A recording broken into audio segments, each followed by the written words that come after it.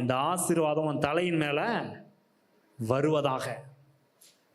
எல்லாரும் சொல்லுங்க, என் தலை ஆசீர்வதிக்கப்பட்ட தலை. ஆமென். நிறைய பேர் தலையை பார்த்து நிறைய தலைவலிங்கன்றாங்க. தலைவலின்னு சொல்லாதீங்க, தலை ஆசீர்வதிக்கப்பட்ட தலை. அதில் தலை வலியில் என்ன செய்ய முடியாது, இருக்க முடியாது.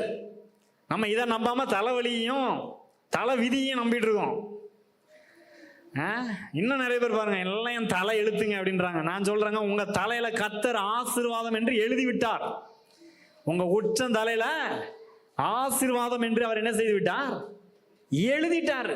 இதை தான் நம்பணும், இதை தான் பேசணும்.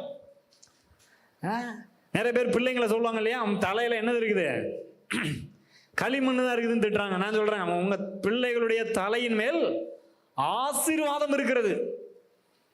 சொல்லி பாருங்க, பிள்ளைங்க நல்லா படிப்பாங்க. கர்த்தருடைய ஆசீர்வாதம் அவர்களை நன்றாக படிக்க வைக்கும். பாருங்க, இருக்கிற நிலையிலே கர்த்தரின் ஆசீர்வாதம் இருக்க விடாது. ஏனென்றால் நாம் ஆசீர்வாதத்தின் காலத்திலே வந்திருக்கிறோம்.